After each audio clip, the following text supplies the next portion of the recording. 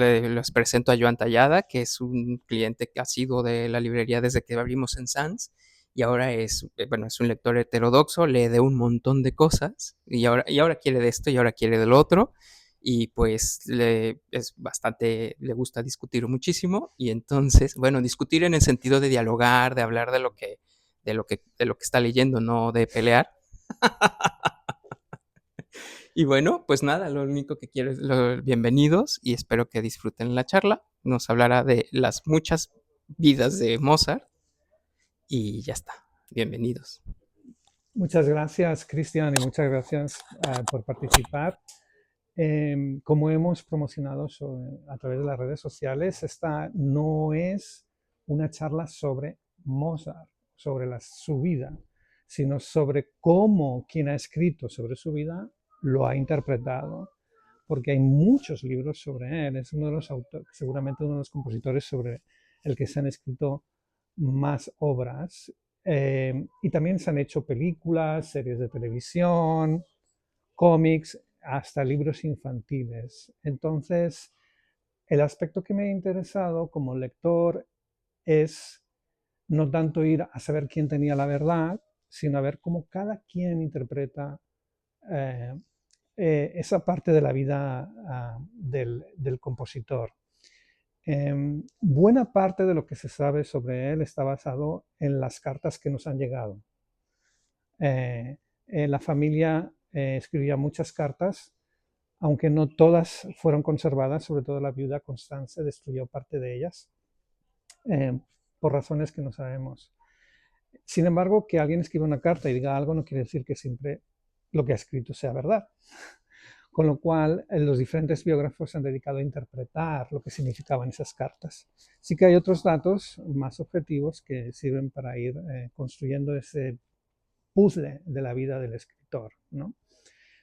Pero lo que tenemos aquí es una serie de libros que tampoco son necesariamente representativos. Por ejemplo, una biografía muy popular, la de Robin Landon, uh, no está, o era Landon Robbins, creo que era al revés, no está en esta lista simplemente porque esta lista es una lista de los libros que han caído en mis manos por una razón u otra. ¿De acuerdo? No he ido necesariamente a buscar las biografías de referencia, sino las que han ido apareciendo. Al fin y al cabo estamos en una librería de segunda mano y el azar juega un papel importante. Muy bien. Me pueden interrumpir cuando quieran. Y me pueden hacer... Me gusta mucho la música, me gusta mucho la música en general. No tengo formación musical, pero me gusta mucho, he ido aprendiendo cosas básicas de forma autodidacta y asistiendo a conciertos. Eh, Tampoco Mozart es mi compositor favorito necesariamente. ¿Qué dices? No, Ay, no, pero sí. no, no, no, no. Nadie va a destronar a Papá Bach de mi corazón. Vale, vale, ok, vale. Pero al leer estas biografías y revisitar sus obras, sobre todo algunas grabaciones que me han interesado más, he de reconocer que me ha acercado más a él de lo que antes estaba. Antes, para mí, Mozart eran sobre todo sus óperas, que era lo que más me gustaban, pero ahora he podido volver a disfrutar o disfrutar más profundamente algunas de las otras creaciones que hizo, que también son muy bonitas y que al menos a mí me llegan bastante. Otra cosa que he descubierto en este proceso es que no siempre al escuchar las grabaciones de referencia, las grabaciones que los críticos consideran mejores, aunque no siempre se ponen de acuerdo, son las que a mí me han gustado más. Yo he encontrado otras que me llegaban más claras, más nítidas, que es lo que siempre pido a una interpretación de música clásica, sobre todo la nitidez, que no me abrume en exceso. Al fin y al cabo no soy un experto, quiero gozar, quiero pasarlo bien y quiero que me llegue. Eh, entonces, la primera libro que vamos a comentar es el más reciente, de hecho. Es de Patrick Mackey y antes se me olvidó decir algo. Tenemos aquí 8 obras, aunque hay 9 libros, porque una de las obras está en 2 ediciones diferentes, pero en realidad, en puridad, biografía de Mozart, solo hay una. Ok. ¿Por qué? Porque en realidad la mayoría de los autores lo que hacen es utilizar la vida de Mozart para un poco exponer un ángulo en particular que a ellos les interesa sobre esta vida. Mackie es la más reciente, una obra que se llama Mozart, su obra y su mundo en constante movimiento, en Galaxia Gutenberg. Es un libro que de alguna manera da por supuesto que tú ya conoces la vida o lo básico de la vida de Mozart, porque lo que quiere es sobre todo ponerla en contexto en el momento histórico que vive el compositor, ese espacio entre el mundo viejo que está muriendo, el mundo, el viejo régimen, y el nuevo que está por aparecer con la Revolución Francesa, y cómo él se mueve de alguna manera entre esos dos mundos, ¿no? Y Mackie lo hace de una manera bastante interesante porque en cada capítulo elige una obra, elige un momento histórico y elige un rasgo de la personalidad de Mozart y los intenta entrelazar, ¿no? Por ejemplo, en el capítulo 10 habla de los cuartetos dedicados a Haydn y habla mucho de cómo la ilustración es un movimiento muy lleno de muchas contradicciones, como el propio Mozart, que era un personaje que él interpreta que también era contradictorio. Era un genio, pero también tenía una personalidad que muchos han tildado de infantiloide en el peor sentido de la palabra, o con ciertos rasgos inmaduros. Por ejemplo, le gustaba mucho el humor soez, ¿no? En las cartas habla mucho, y parece que era un rasgo familiar. Habla mucho de caca, pipi, pedos, gases, este tipo de cosas, y era alguien que le gustaba mucho este tipo de comentarios. Entonces, esas eran... Cuando dices rasgos familiar, ¿te refieres a su papá, a su papá, a su hermana, sobre todo. En las cartas entre los tres hay muchos comentarios soeces directamente. ¿Y se analiza como algo particular porque quizás sea algo coyuntural de la época? Puede ser. Al fin y al cabo no se han conservado tantas cartas de gente, digamos, cartas de gente común, igual no se han conservado tantas. Igual otros intelectuales o compositores o gente fue muy cuidadoso al escribir porque pensaba que estaba cuidando su posteridad. Quizá Mozart no pensó en su posteridad. Al fin y al cabo, los músicos en aquella época se consideraban simples artesanos por debajo de los impresores, ¿no? Entonces es algo importante a tener en cuenta. El libro te va a gustar si te gusta una visión filosófica del compositor. Hay mucha reflexión filosófica. Es muy bonita, al rato es un poquito densa, pero te puede gustar si es lo que estás buscando. Yo lo dejo aquí, lo pueden echar un ojo. Está a la venta. Pero podemos seguir. Tenemos esta obra de Christoph Wolff. Christoph Wolff, un musicólogo alemán, aunque ha pasado casi toda su carrera en Estados Unidos, que se llama Mozart en el umbral de su plenitud, al servicio del emperador, 1788-1791, es cuando está sobre todo al servicio de José II. Es un libro que se centra en esa época. Es curioso porque Christoph Wolff es sobre todo conocido por ser un gran experto en Bach. Él escribió la biografía de referencia de Johann Sebastian Bach, pero aquí hace una incursión en Mozart, que lo que hace es sobre todo intentar reivindicar su figura como un hombre que quizá no era tan desastroso en su vida diaria como algunos otros lo han pintado, ¿no? Alguien que quizá ni tampoco fue tan pobre, ni tan desdichado, ni tan desgraciado como a veces se ha querido mostrar en la cultura popular.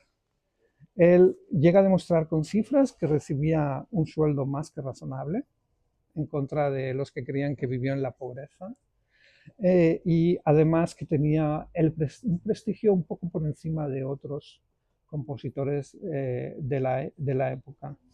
Y hace un análisis bastante interesante de las obras de ese periodo.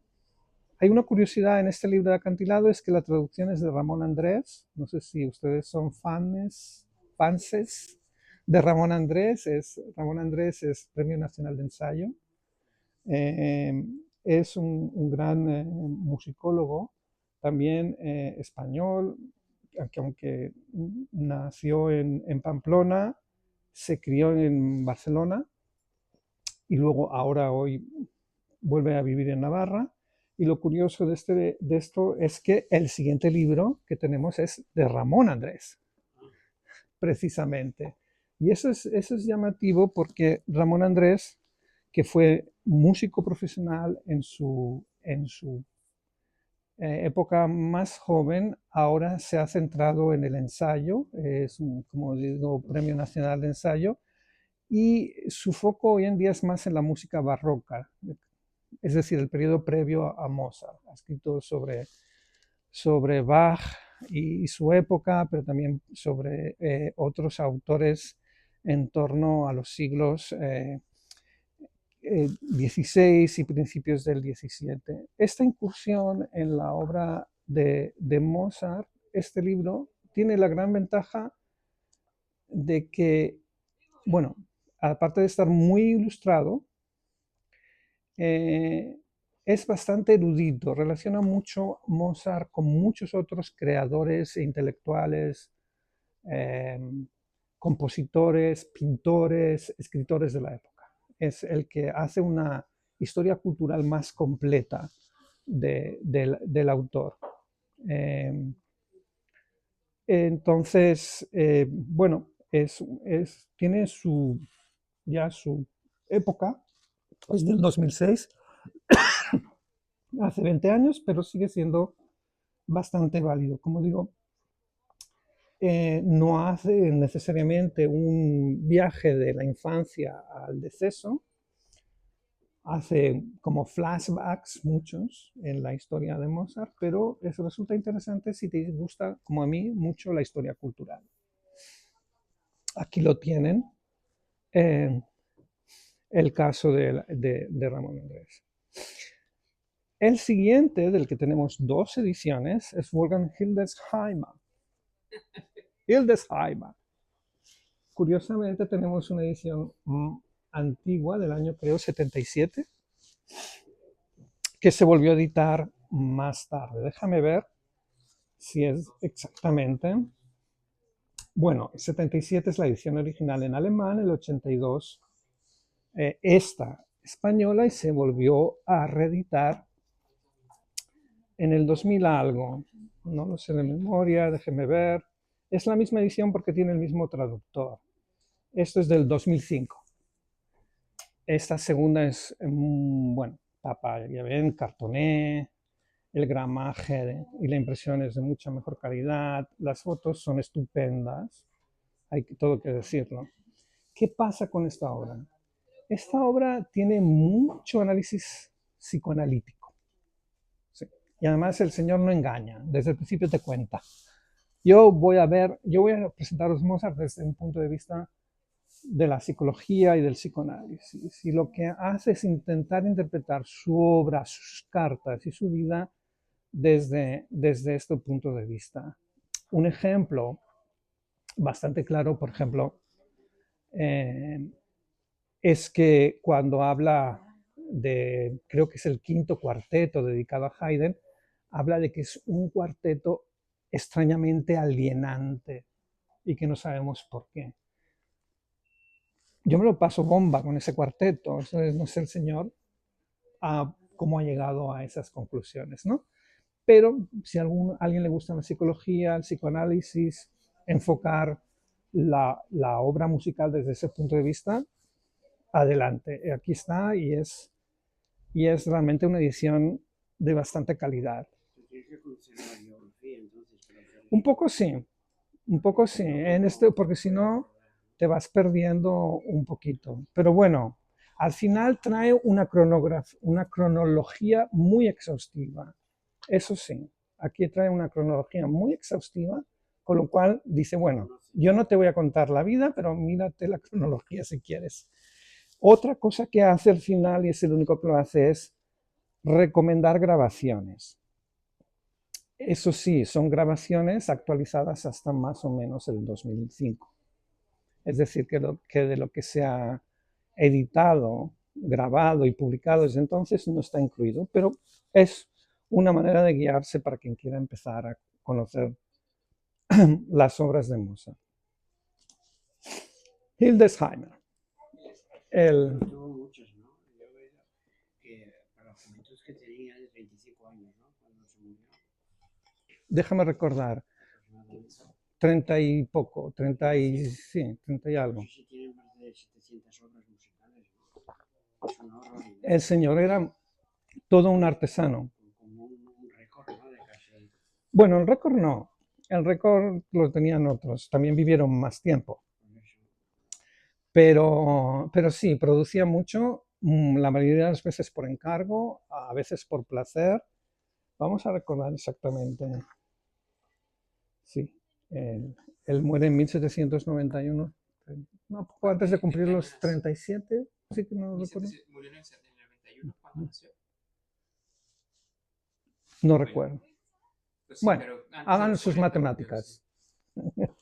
Sí, en un poco espacio de tiempo, pero en aquella época era normal ser prolífico porque, por ejemplo, Haydn, que estaba al servicio de los Esterházy, simplemente tenía obligaciones, le pagaban un sueldo y tenía que producir, y producir, y producir. Entonces tiene muchas más obras, también es verdad que vivió mucho más tiempo, ¿no? Telemann, que también también vivió más tiempo, pero son básicamente el concepto de artista o de compositor famoso que tenemos hoy en día, no lo podemos trasladar a aquella época. En aquella época eran básicamente servidores, y la mayoría de las veces servidores o de un príncipe o de una corte o de un municipio, como en el caso de Bach en Leipzig, ¿no? Pero no, aunque Mozart fue de los primeros que empezó a crear por deseo, por voluntad propia, sin que se le hiciera un encargo, la mayoría de su obra es un encargo, porque le pagan. Al fin y al cabo tenía que comer, tenía que mantener a su mujer, a los hijos que le iban sobreviviendo, que solo sobrevivieron 2, y así tenía que. Y buena parte de su vida fue una vida nómada por Europa, intentando encontrar una situación más o menos estable de forma financiera. La siguiente libro no es una biografía de Mozart, ni siquiera habla en buena parte de él, sino que es una autobiografía, unas memorias de su libretista más famoso, Lorenzo da Ponte. Lorenzo da Ponte es el autor del libreto de las 3 óperas italianas populares de Mozart, lo que mucha gente considera sus obras cumbre. Las bodas de Fígaro, Don Giovanni, perdón, y Così fan tutte. Fue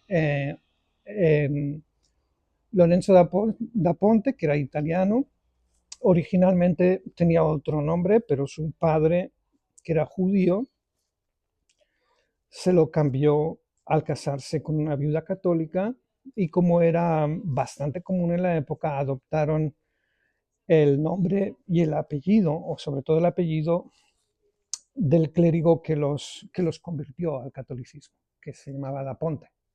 ¿A poco eso se hacía? Eso era, sí, yo no lo sabía, pero me he enterado Cuando con Ponte te nos estamos enterando nos todos. enteramos ahora, sí.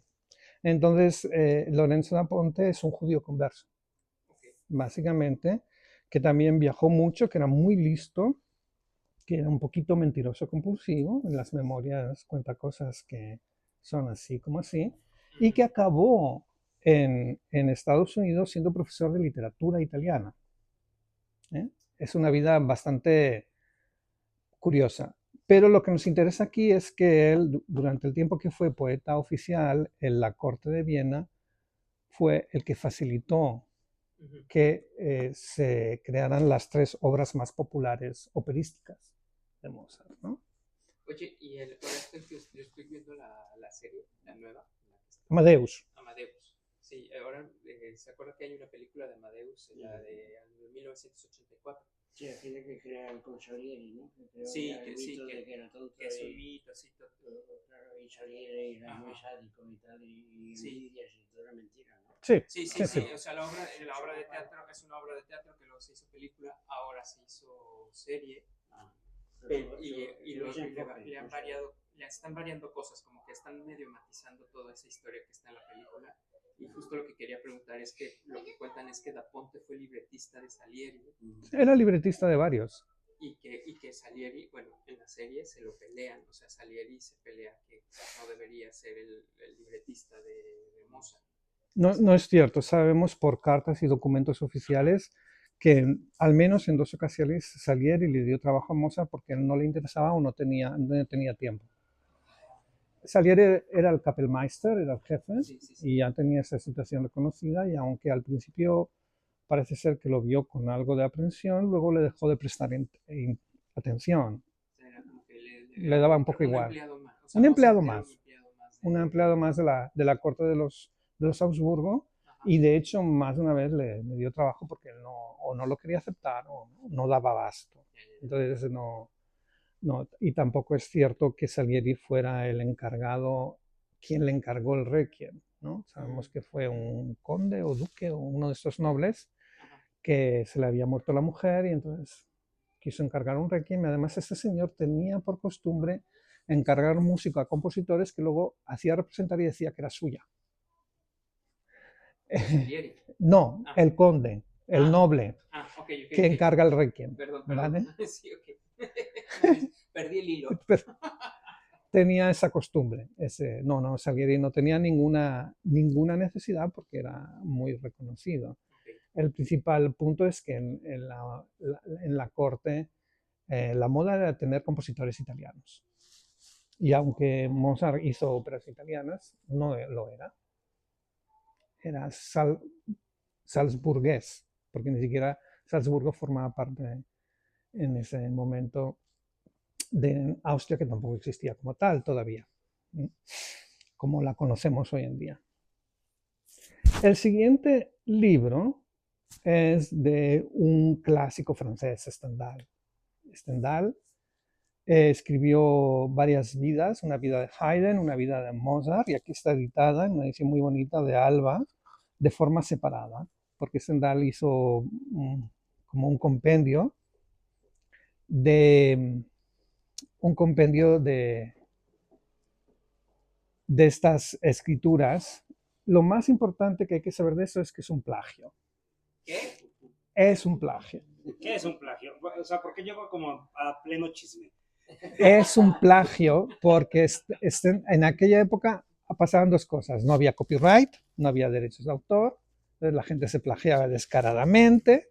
Y la otra es porque las noticias no volaban, como hoy en día, y él podía agarrar un libro en otro idioma, traducirlo al francés y presentarlo como propio, porque no se enteraban. Ahora los autores se acababan enterando y al final había problemas. No es un plagio al 100%, pero en buena parte es un plagio, y él mismo lo reconoció y no le dio importancia.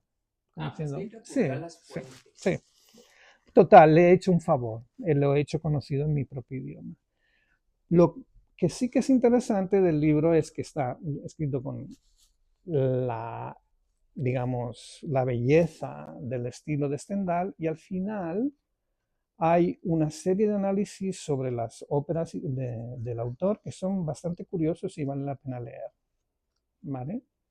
Pero bueno, en lo demás es muy divertido porque dedica buena parte el periodo infantil de niño prodigio, y en un momento dado dice, bueno, hasta aquí les he hecho un detalle, a partir de ahora diré muy poco porque ya no me interesa. Solo me interesa la etapa infantil. Quizá un poco. Sí. Sí. Pero bueno, vale la pena, es curioso, está bien. Hay muchas cosas que simplemente, a pesar del plagio, no son ciertas. En un momento dado dicen que a Mozart no le gustaban Martini Soler. Martini Soler fue un compositor de óperas valenciano Ajá. que triunfó en la corte de Viena. Y aquí dice que... sí, de Valencia, de Martini Soler era... Y resulta que dice que a Mozart no le gustaba su música y detestaba la que fue su ópera más popular de Martini Soler, que es Una cosa rara. Lo cual sabemos que no es cierto porque incluso en Don Giovanni, Mozart toma prestado unas compases de Una cosa rara y Leporello lo reconoce. Dice, una cosa rara. Y elogia la ópera. Es un homenaje de Mozart a Martini Soler. En cambio, Stendhal dice que no le gustaba nada. Total, que el señor, valiéndose de que en aquella época no teníamos WhatsApp, dijo lo que Y amarrando navajas. sí, lo que le vino en gana. Esto es para el famoso. Las dos últimas obras, una es de Gabriel Jackson, que no me la esperaba, es la única en catalán que tenemos, todas las demás en castellano. Es una biografía stricto sensu, que empieza desde... Gabriel Jackson es un hispanista. De hecho, no me lo esperaban porque a nosotros lo conocemos sobre todo por ser uno de los grandes especialistas en la Segunda República y la Guerra Civil Española, ¿no? Es seguro que tenemos algo por aquí de él. Fue un gran hispanista. Entonces me llamó la atención y resulta que Gabriel Jackson también tenía formación musical y ha trabajado, o al menos ha sido un músico amateur bastante conspicuo, es decir, que ha estado en orquestas, ha tocado en grupos de cámara, es decir, que el señor tiene conocimientos musicales y en algún momento, no sé si por iniciativa propia o por encargo editorial, le pidieron hacer esta biografía. Una biografía que la verdad es bastante especulativa, ¿no? Él, de nuevo, se basa mucho en las cartas que han quedado, que como sabemos no son sesgadas porque unas partes fueron destruidas o se perdieron, y hace muchas interpretaciones sobre la personalidad de Mozart a través de esas cartas, que son un poquito, dice, bueno, ¿y esto en qué te basas? Simplemente porque tú lo dices, ¿no? Pero bueno, se lee fácil, se ve rápido, es breve y te da una imagen bastante general de la vida del autor. Una de las cosas también es que es bastante benévolo con Leopold. Leopold, el padre de Mozart, que todo el mundo lo tiene como el gran explotador infantil.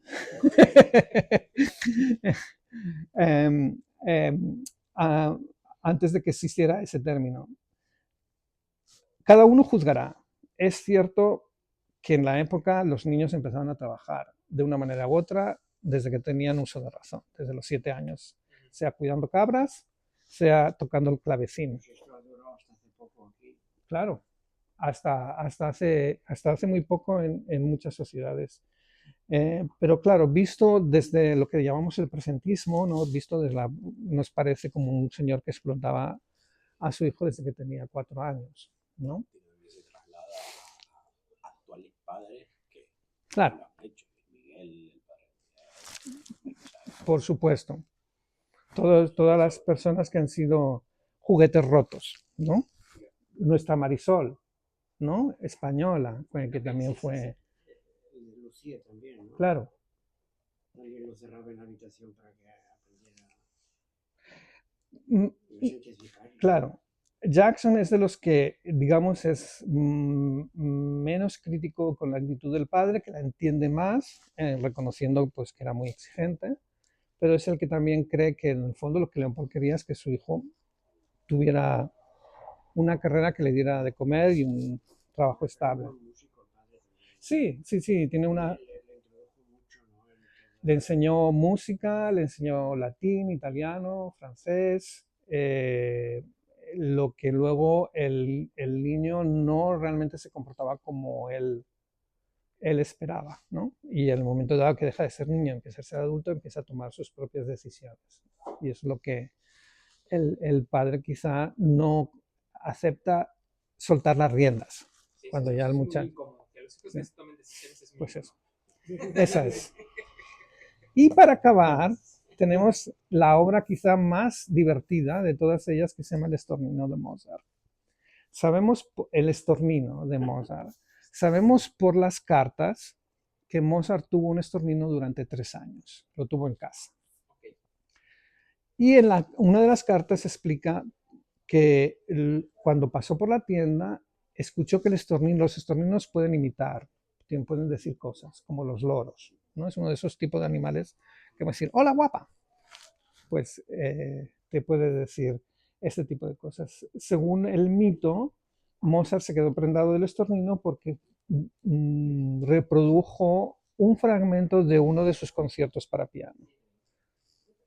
No sabemos si es cierto o no, es un poco difícil decir cómo llegó el fragmento del concierto para piano hasta el estornino si no había CDs, ni había MP3, ni teníamos streaming en esa época. No es fácil de entender, pero bueno, hay muchas teorías al respecto.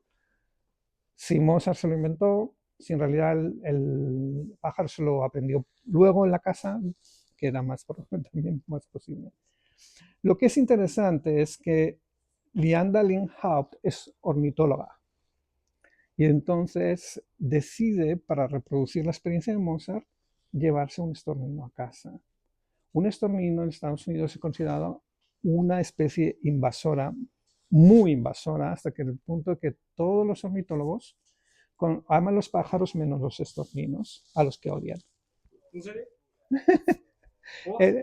Porque es una especie invasora en Estados Unidos. El estornino es de origen europeo y parece que en Estados Unidos se comen las cosechas, arrasan con los nidos de los otros pájaros, no dejan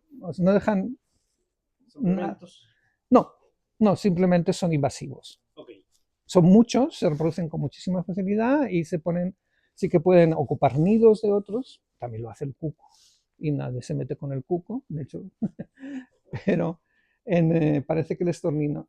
Y lo simpático de todo este libro es que ella va explicando su experiencia con el estornino, un estornino que caza al aire libre y lo puede hacer porque es la única especie, el único tipo de pájaro que parece, con las palomas, creo recordar, que no tiene protección legal, o sea que te puedes matar todos los estorninos que tú quieras en Estados Unidos. Y se lo lleva a su casa y lo crían en la casa. De hecho, a lo largo del libro, el estornino sigue con ella y al acabar el libro sigue vivo. O sea que no sabemos, yo no me he metido en internet, no sé qué ha pasado con un estornino que por cierto se llama Carmen, al que llama Carmen, Okay. porque es una hembra. Y entonces hace una serie de reflexiones muy interesantes sobre las especies invasoras, nuestra relación con los animales, tener un pájaro en casa, qué pasa con los pájaros que imitan voces, con la historia de Mozart y su estornino. Y no hay un spoiler del experimento. No, bueno, lo acabo de hacer, que el estornino no muere al final. El de la ornitóloga. Es el único. La experiencia de Mozart con el estornino y la reiteración del fragmento de su obra. Claro, y según parece, hay un par de obras. Ese concierto, creo que es el concierto número 17, si no recuerdo mal, para piano y orquesta, y luego otra obra que se llama Una broma musical, que parece que pudiera tener algunos de los elementos típicos del canto de los estorninos. ¿Ya? Entonces hay mucha discusión al respecto. Pues bueno, estas son todos los libros. A este no le has puesto precio.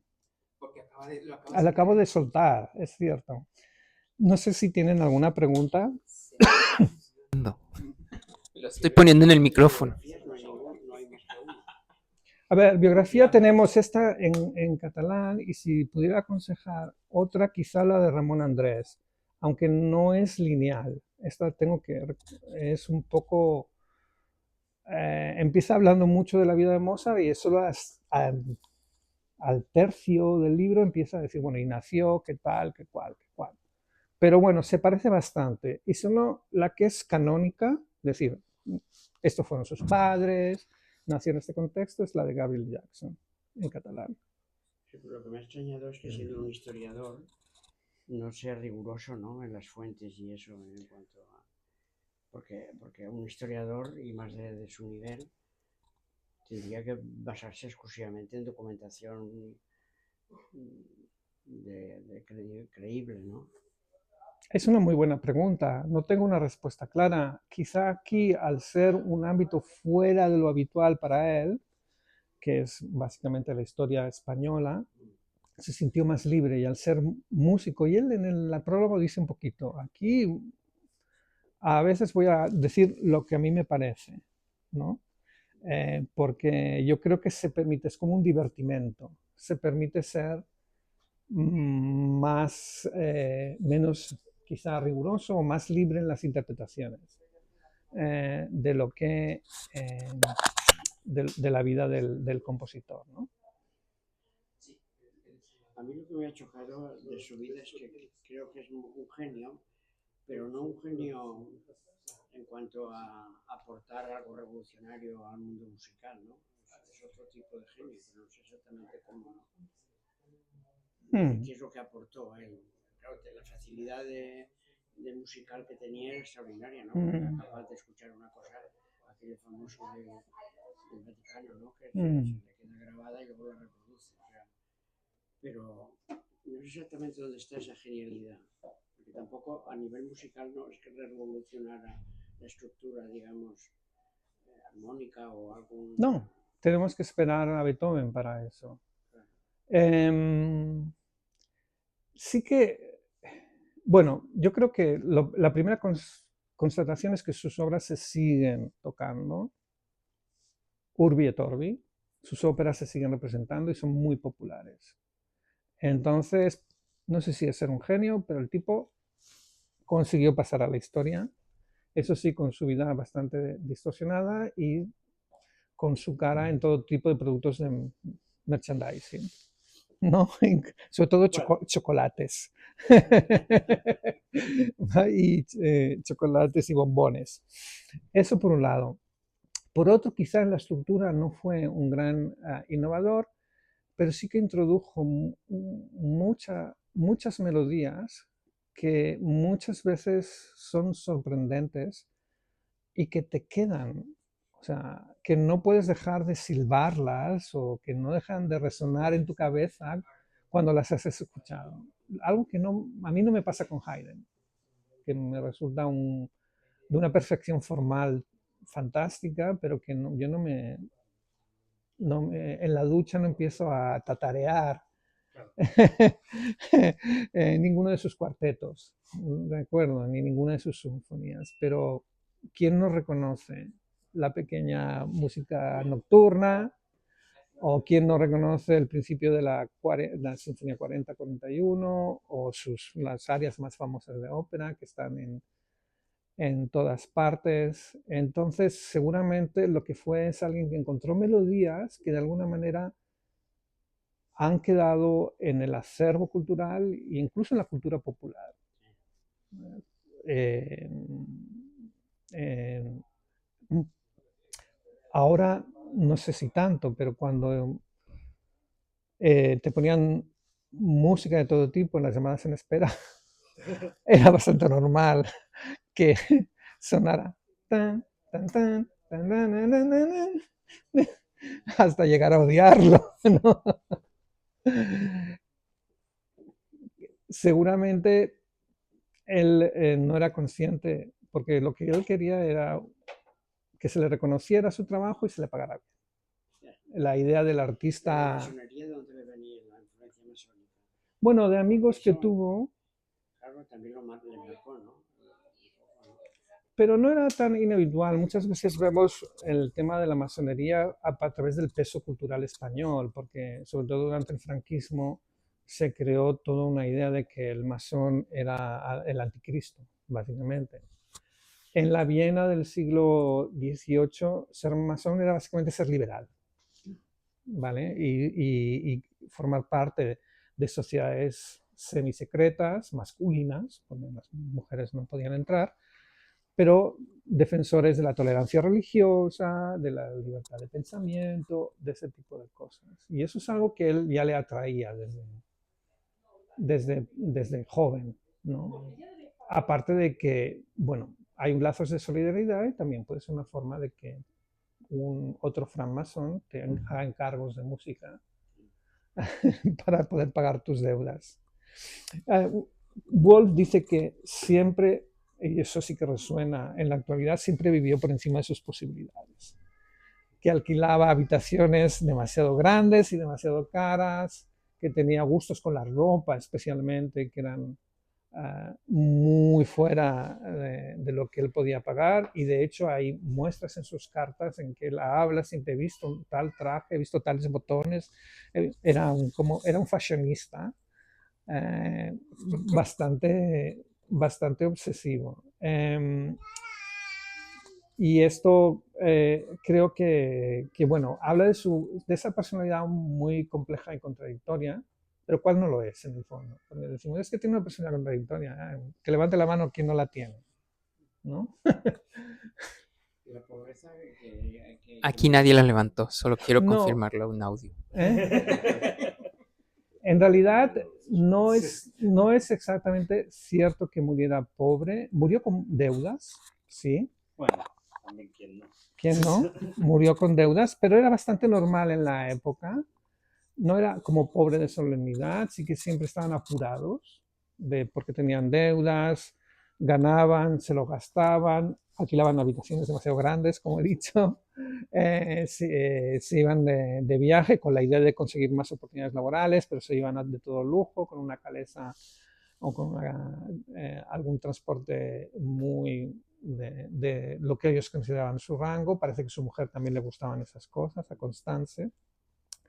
Pero Wolf explica que al morir ella fue muy lista y consiguió ir pagando las deudas, y consiguió también que sus obras generaran nuevos ingresos y mantener a los 2 hijos que sobrevivieron de los 7 que tuvieron. Bueno, en la época la mortalidad infantil era muy alta. Él mismo, solo son 2 hijos que la familia, los padres, Ana María y Leopold, tuvieron 9, entonces su hermana Nanel y él fueron los 2 que sobrevivieron. La mortalidad infantil era muy alta, porque no había los avances médicos adecuados, y además las enfermedades infecciosas hacían estragos en niños, ¿no? Pues su padre se llevaba mal al final. Eso es también algo que ha llevado muchos ríos de tinta. Creo que fue una relación de altos y bajos. Claro, Leopold fue un padre estricto, quería que su hijo triunfara, lo educó para que fuera un niño prodigio, para que luego tuviera una carrera musical, lo apremiaba siempre a buscar nuevas oportunidades, a hacerse amigos de gente poderosa, de nobles, de reyes, emperadores. En algún momento él se sintió agobiado, Wolfgang se sintió agobiado, y el padre dio a regañadientes el visto bueno para que se casara con Constance. Pero también es verdad que, por ejemplo, volvía siempre a la casa del padre, convivían mucho, y muchas veces le pedía, o casi siempre le pedía, su opinión sobre sus obras musicales. O sea, a pesar de todo, le enviaba su copia de sus obras y le pedía al padre que le diera su opinión. Lamentablemente, parte de las cartas de Leopold no las tenemos porque o se perdieron o fueron destruidas por la viuda. ¿La viuda de Mozart? Sí, Constance, no sabemos por qué. O sea, ¿destruyó las cartas hacia el padre? Hay parte de las cartas que ella destruyó. No sabemos por qué, no sabemos la razón.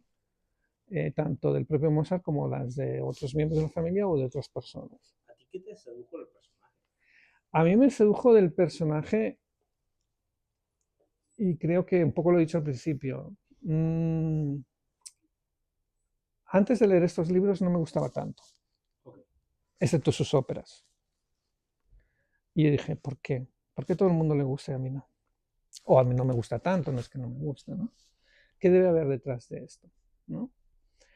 Y como también pues soy como un ávido comprador de segunda mano, de libros de segunda mano, había llegado a acumular varias de las obras desde hace tiempo, diciendo, las tengo que leer, a ver qué pasa, las tengo que leer. Y la verdad que ha sido un ejercicio bonito. No todos los libros me han gustado igual, algunos me han parecido más densos innecesariamente, pero bueno, hay gustos para todos. Y mientras los estaba leyendo, volví a escuchar buena parte de su obra. No todo me gusta, de nuevo.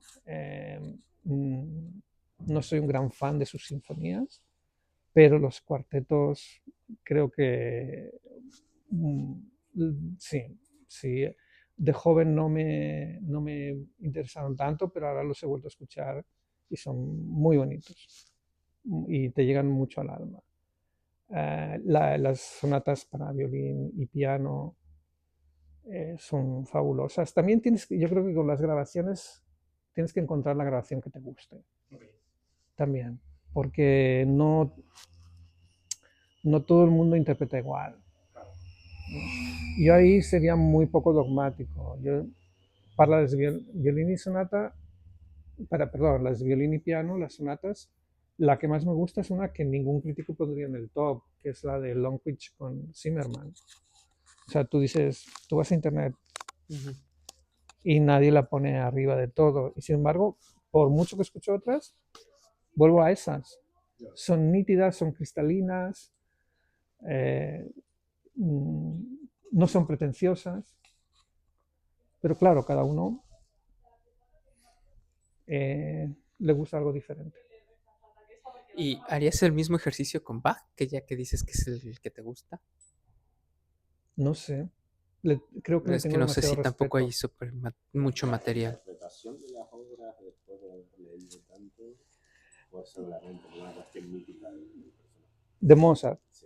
Sí. Sí, claramente para mí, yo he hecho un acercamiento diferente, porque ahora sé que esta obra la escribió en estas circunstancias, a veces para un encargo tal, con esta pretensión. Entonces te cuesta mucho no, cuando la escuchas, no decir,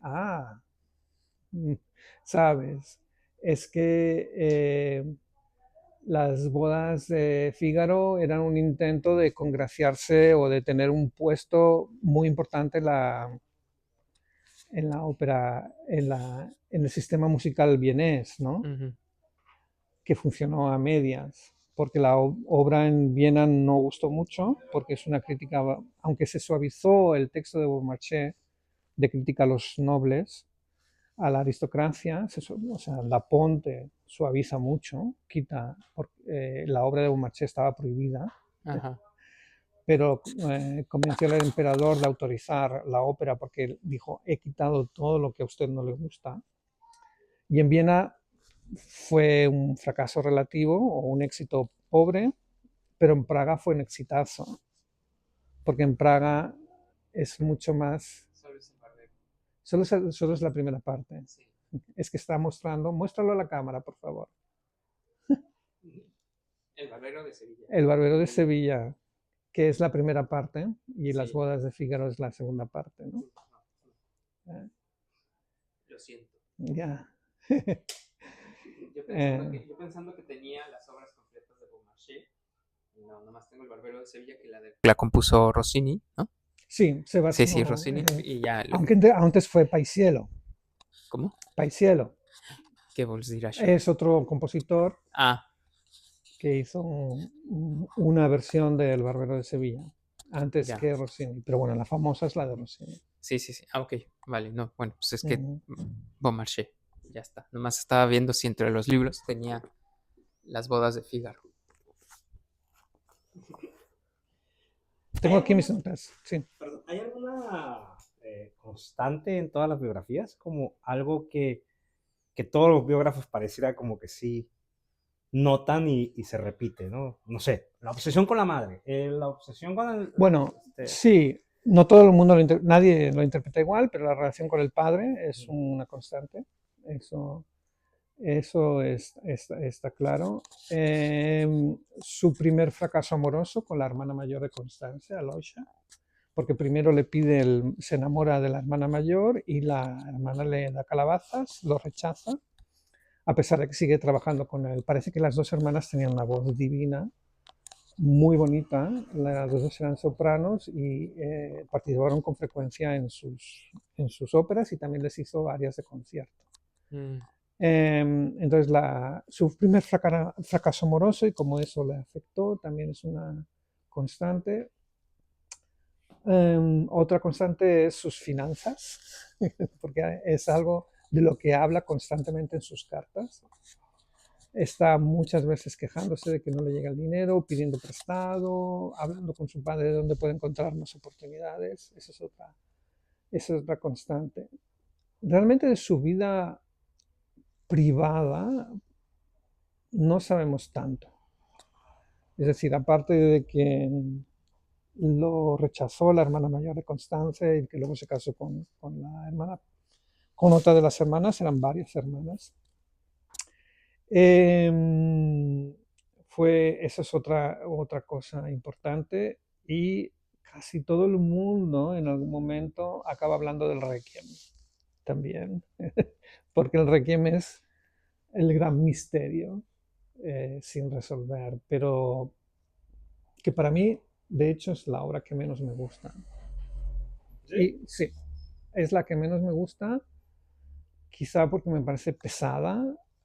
También leyendo estos libros he aprendido que mucha gente metió mano, no solo Schumacher, que es quien la acabó, pero parece que también fragmentos anteriores, la viuda, que tenía que pagar deudas y no dijo, ayudadme a acabar esto, porque si no, no me van a dar el dinero comprometido. Y parece que mucha gente metió mano. Y francamente no es... No. O sea, básicamente dirías lo mismo de muchas notas. Esto que dicen bueno, es que para mí mi referente es Amadeus, de Peter Schaffer, ¿no? Sí. Y entonces que el Emperador. duque, el emperador, le dice el Las rapto bodas de de- Serrallo, Sí. que tiene muchas notas, ¿no? Que es una ópera con muchas notas. Tú dirías del Requiem. Bueno, y Mozart le responde, solo tienes las justas, Ya. Sí, sí. mi majestad. No sé, es una cuestión de gustos. Sí, claro. Quizá le tengo tirria porque se ha también popularizado en el sentido más negativo de la palabra. Ujú. El Requiem, que se interpreta a trochimoche todo el tiempo y es un llenapistas. O sea, tú aquí programas el Requiem de Mozart y lo tendrás la sala llena, porque es como algo mítico, ¿no? Ya. Pero yo creo que hay, por ejemplo, incluso obras, la misa 400, la Kegel 427, es mucho más bonita. Sí que es verdad que tiene toques operísticos, perdonadme. O sea, las partes para solistas tienen elementos operísticos, pero me parece mucho más bonita que el Requiem. Pero ya es una cuestión de gusto personal. Ya, pues, claro, te gusta una cosa, no te gusta la otra, pues ya está. Pues ya está. Si nadie tiene más preguntas. Yo aquí voy a cerrar el micrófono. O comentarios, como el librete. ¿Cómo? El librete. Librete, no, pues, no, bueno, comentarios sobre sobre los textos. A mí me llama mucho la atención como, el que va contando, va relacionando temas, rasgos de carácter y asuntos culturales. Mackie. Ese, bueno, es que para mí ahorita no tienen títulos.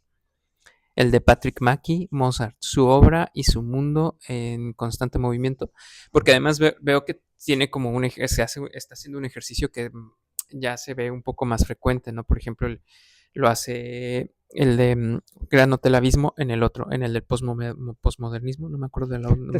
Te estás dispersando. Sí, no, pero a lo que voy es que Céntrate. son libros que justo hacen ese ejercicio de conectar cosas.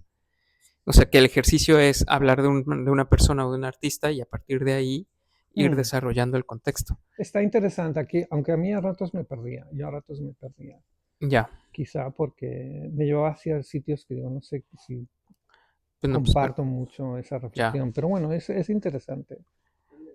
El enfoque psicoanalista es lo que es más curioso, ¿no? Este Sí, este porque, señor. claro, tratar del psicoanálisis es entrar un poco en el mundo inconsciente y un poco Claro, muy subjetivo, ¿no? y lo haces a través de las cartas, porque el señor, claro, estaba muerto. No es que lo lleves al diván a hacerle terapia. Básicamente es una lectura de las cartas. Pero bueno, es una biografía que se editó y luego se reeditó 30 años después y sigue siendo como de referencia. De hecho, es la biografía alemana de referencia. Te da la impresión de que es su retrato subjetivo, ¿no? Sí, pero no, para mí eso no es necesariamente negativo, que sea subjetivo. Otra cosa es si esa subjetividad... Su mundo interior, sus sus pulsiones, claro. sus fantasmas, Sí, sus fobias, sus filias. pero es que incluso hace ese análisis de las obras. Como te he dicho antes, ha llegado a decir de un cuarteto que es alienante. Y dices, bueno, me gusta que me hagas este comentario. Bueno, lo ve así. Pues bueno, muy pues ya bien, está. muchas gracias.